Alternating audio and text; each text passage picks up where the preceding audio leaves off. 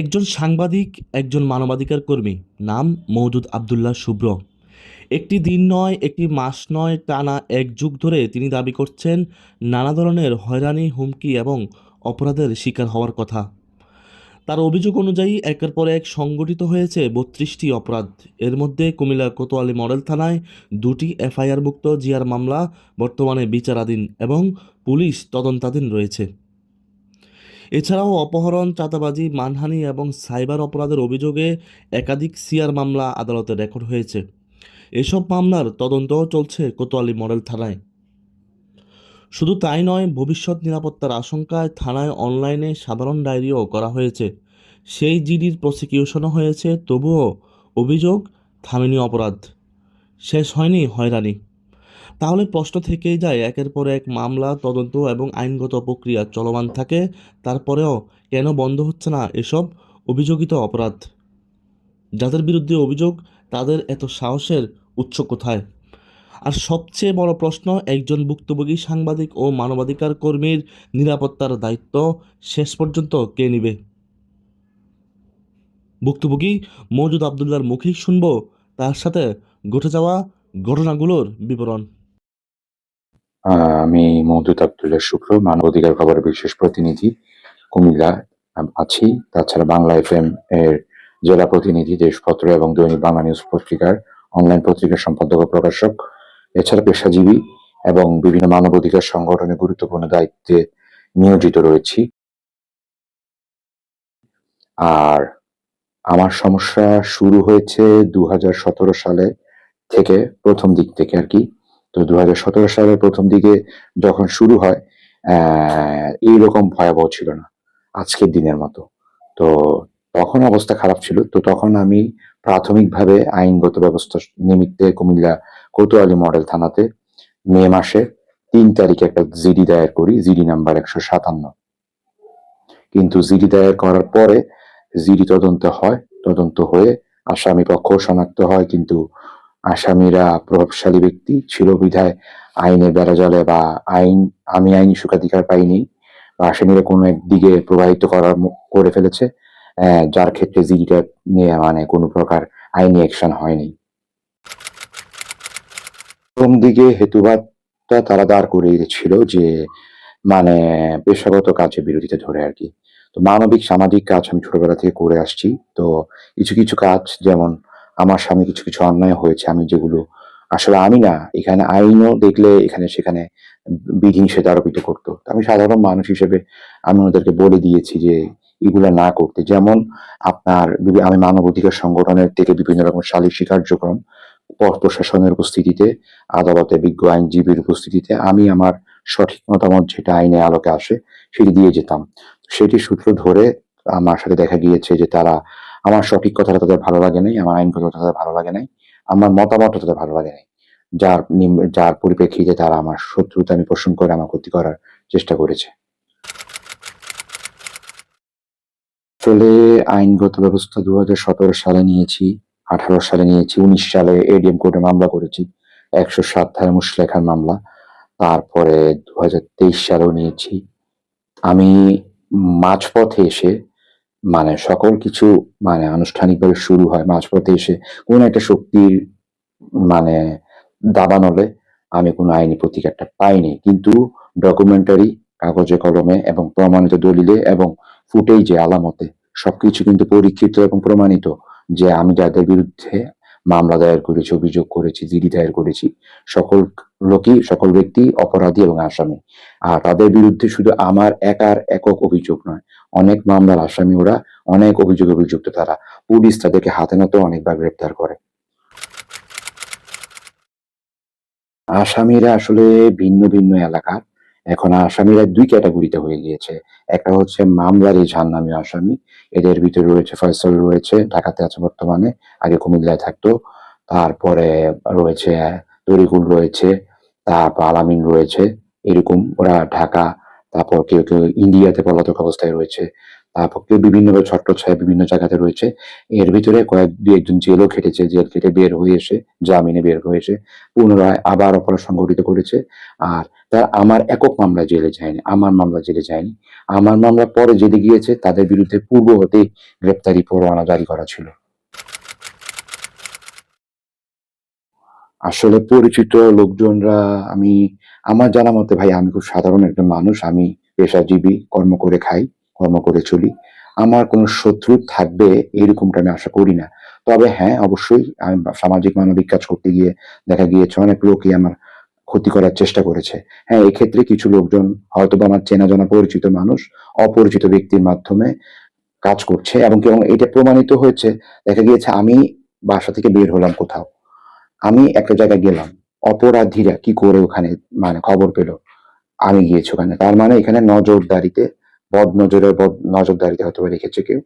আর তারাও আসামি, অবশ্যই তারাও আসামি, অপরাধের সংযুক্ত। তাদের বিরুদ্ধেও যেহেতু অজ্ঞাতনামা আসামি উল্লেখ করে মামলাও করেছি, জিডিও করেছি। পুলিশ তদন্ত করে বের করবে, এটা পুলিশের দায়িত্ব। এই পর্যন্ত তো ধারাবাহিকভাবে অপরাধ সংঘটিত হচ্ছে, আর প্রত্যেকটা অপরাধ ঘোষণা দিয়ে করা হচ্ছে। আমার মোবাইলে মেসেজ আছে, ভিডিও রেকর্ড আছে, কল কল SMS আছে, মেসেঞ্জার বার্তা আছে, 32টা টোটাল করেছে এই পর্যন্ত। 72টা থেকে 32টা আদালত কাউন্ট করেছে 2024 সালের 14ই নভেম্বর থেকে শুরু হয়েছে, আর এখনো করে যাচ্ছে, আর সামনেও তারা হয়তো বা করবে আর কি। ব্যাপারটা এখন বিচার বিভাগকে আমি বলবো যে ওনারা সঠিক আদেশই দিয়েছেন, যে 3টা আদেশ দিয়েছেন মামলার মূলে, যে পুলিশ ব্যতীত, মানে যেহেতু থানায় মামলাটা এন্ট্রি হয়েছে, আদালত থানাকে এন্ট্রি করেছে, পুলিশ ব্যতীত অন্য কেউ, মানে পুলিশ নাম পদ পরিচয় ব্যবহার করে ভুয়া পুলিশ পরিচয় কেউ তদন্ত করতে পারবে না এক্ষেত্রে। তো এক্ষেত্রে দেখা গিয়েছে মানে প্রশাসনের পদ পরিচয় ব্যবহার করে মিথ্যা প্রশাসনের পদ পরিচয়, কারণ প্রশাসনের কাজ কখনো এরকম না যে একটা সাধারণ নাগরিক, একজন মানবাধিকার কর্মী আইনের আশ্রয় নেবে, তার সাথে এরকম অপরাধ সংগঠিত করবে। এটা প্রশাসনের কাজ হতে পারে না। বরঞ্চ ওনারা সহযোগিতা করবে। আর সবারই একটা এখতিয়ার আছে, এখতিয়ার হচ্ছে পুলিশে। এই জন্য থানায় মামলা করেছি, আর আদালত থেকে সুস্পষ্ট বলেও দিয়েছে, আদালত একটা আদেশ করে জারি করে ওখানে দিয়েও দিয়েছে, যদি কেউ তদন্ত করতে চায় সেক্ষেত্রে পুলিশ প্রশাসন এর অনুমতি সাপেক্ষে এবং বিজ্ঞ আদালতকে অবগত করে তদন্ত করতে পারবে এক্ষেত্রে। তো এই ক্ষেত্রে পেয়েছেন, এক্ষেত্রে আমার অভিযোগে, আমার জিডির অভিযোগে, সাইবার সংক্রান্ত অভিযোগে সিআইডি পুলিশ তদন্ত মানে আদালত থেকে অনুমতি প্রাপ্ত হয়েছে। স্যার নামীয় গ্রুপের নাম আমি অনেক শুনেছি। আসলে এইটা একটা সংঘবদ্ধ অপরাধ চক্র। এইটা আমি পেপার পত্রিকা পড়েছি, এটা বিভিন্ন এলাকায় আছে।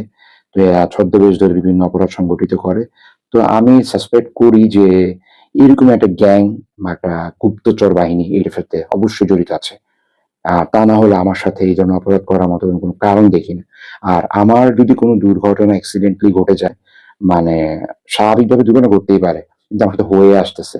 আর এগুলো সবকিছু রেকর্ড আছে, পুলিশের কাছে রেকর্ড আছে, আদালতের কাছে রেকর্ড আছে। আমার সংবাদপত্র, গণমাধ্যম সহকর্মী ভাই বোনেরা যারা কাজ করেছেন আমার এই বিষয়টা নিয়ে ডকুমেন্টারি নিউজ করেছেন, প্রমাণপত্রদের আলোকে সবাই কিন্তু জানে ব্যাপারটা। সকলের কাছে নথিপত্রাদি আছে।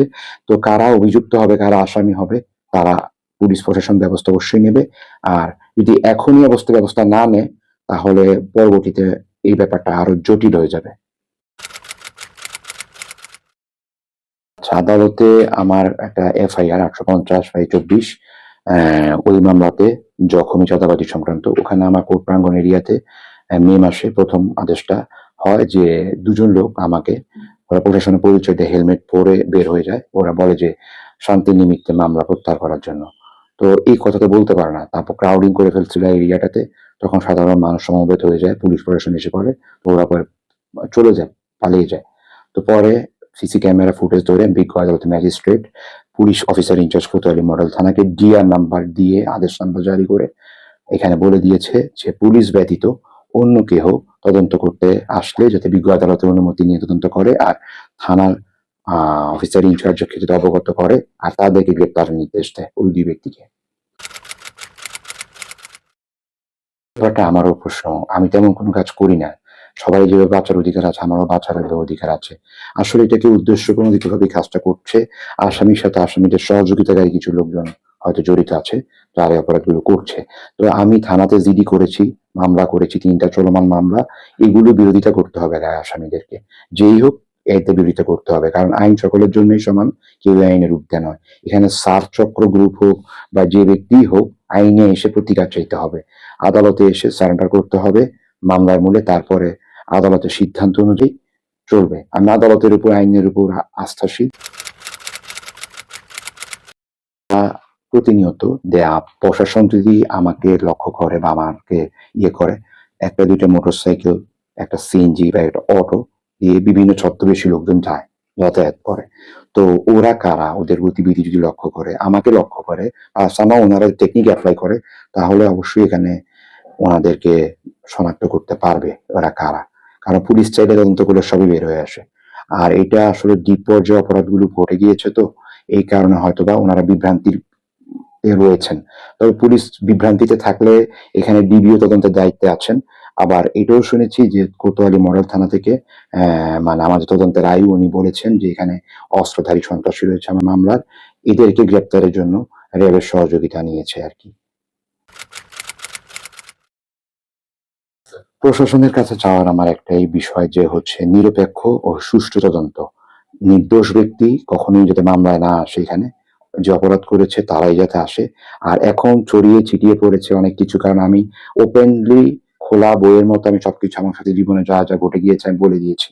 এখানে দেখা যাচ্ছে যদি কেউ এটাকে অন্যভাবে নেয়, তাহলে ওরা ভুল করবে, কারণ অপরাধীরা অপরাধে গভীরে নিমজ্জিত হয়ে গিয়েছে, ওরা আর উপরে উদ্দিক উঠতে পারছে না, যার জন্য তারা এই অপরাধগুলোর রাস্তা বের করে নিচ্ছে। আর বের করতে গিয়ে যারা বের হতে পারছে না, তখনই অপরাধ সংগঠিত করছে। তা নাহলে আমার সাথে অপরাধ সংগঠিত হবে কেন, কি কারণে? আর অপরাধী গুপ্তচর আশেপাশে হয়তো কোথাও আছে, এবং তারা রুলিং অবস্থায় আছে। তারা আমার ফেসবুক আইডি হ্যাক করেছে, মোবাইল নাম্বার ক্লোন করেছে, এবং অনেক প্রমাণ আছে, পুলিশ সূত্র বের হয়, এবং এটা সিআইডি ফরেন্সিক ডিপার্টমেন্টও দায়িত্ব দেওয়া হয়। এবং দায়িত্বে দেখা যায় যে অনেকগুলো লোক, যাদেরকে চেনা আমি চিনি না জানি না, এরকম একজন দুজনকে নাম আসার। আরেকটা বিষয় হচ্ছে, যেটা না বললেই নয়, আমার একজন পরিচিত ব্যক্তি বিশেষ, তার ফোন নাম্বার, ওটা মনে হয় সম্ভবত কোনো আইকনিক একটা নাম্বার আর কি। ওই নাম্বার থেকে সে হয়তো খেয়ালের ভুলে বা খেয়ালের মূলে একটা খারাপ একটা মেসেজ আমাকে দিয়েছিল বা বার্তা দিয়েছিল। তো পরবর্তীতে তাকেও শনাক্তকরণ করা হয় আর কি। কারণ আইন তো সকলের জন্য সমান, সেক্ষেত্রে আমার ব্যক্তি ও যদি অপরাধ করে থাকে, সেও অপরাধীদের সমতুল্য হয়ে যাবে। তখন আমি পুলিশকে বলেছি, তদন্ত সাক্ষেত্রে আপনারা যেটা আইনে প্রমাণে পাবেন সেটাই ব্যবস্থা নেবেন, সে যেই হোক। প্রায় সময় দেখি যে ওনার উপরে হচ্ছে কি আঘাত হয়, আঘাত নিয়ে উনি বাসায় আসে, ওনার উপরে হামলা হয়। তো এগুলার হচ্ছে কি সুষ্ঠু বিচার দাবি করি। বাংলাদেশ পুলিশ প্রশাসন হচ্ছে এই বিষয়টা সঠিকভাবে তদন্ত করে এটার বিচার করবে। গত কয়েক বছর ধরে কে বা কারা হয়রানি করছে, বিভিন্নভাবে চাঁদাবাজি করছে, মামলা দিচ্ছে, সারা রাস্তাঘাটে বিভিন্ন সময় তাকে আটকে অপহরণের চেষ্টা করে। তো আমরা চাই যে এই ধরনের ঘটনাগুলো আর না ঘটুক, সে যাতে শান্তিপূর্ণভাবে বসবাস করতে পারে। আমরা প্রশাসনের কাছে সেই নিবেদন করি, সেই বিষয়ে প্রতিকার করে আদালতে বেশ কয়েকটি মামলা করেছে, থানায় জিডি করেছে, তাছাড়া সে জেলা প্রশাসকের নিকট, পিপির নিকট এবং প্রধানমন্ত্রী বরাবরও হস্তক্ষেপ চেয়েছে। তো আমরা চাই যে প্রশাসন নিরপেক্ষ তদন্ত করে যে স্থার গ্রুপ বা কথিত যে অন্যান্য গ্রুপগুলো আছে যারা তাকে হয়রানি করছে বা অপহরণের হুমকি দিচ্ছে বা চাঁদাবাজি করছে, তাদেরকে যাতে গ্রেফতার করা হয় এবং আইনের আওতায় আনা হয়, আমরা সেই ব্যবস্থা নেওয়ার জন্য প্রশাসনকে বিনীত অনুরোধ করছি।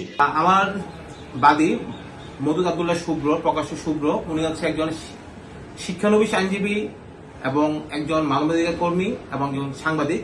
বিগত অনেকদিন যাবতই উনি বিভিন্ন রকম সন্ত্রাসী এবং বিভিন্ন ধরনের সাইবার ক্রাইম ধরনের আক্রান্ত হয়েছেন, এবং এই জন্য উনি অনেকগুলো মামলা করেছেন, কোতোয়ালি কোর্টে মামলা করেছেন, সিআর মামলা করেছেন এবং জিআর মামলা করেছেন।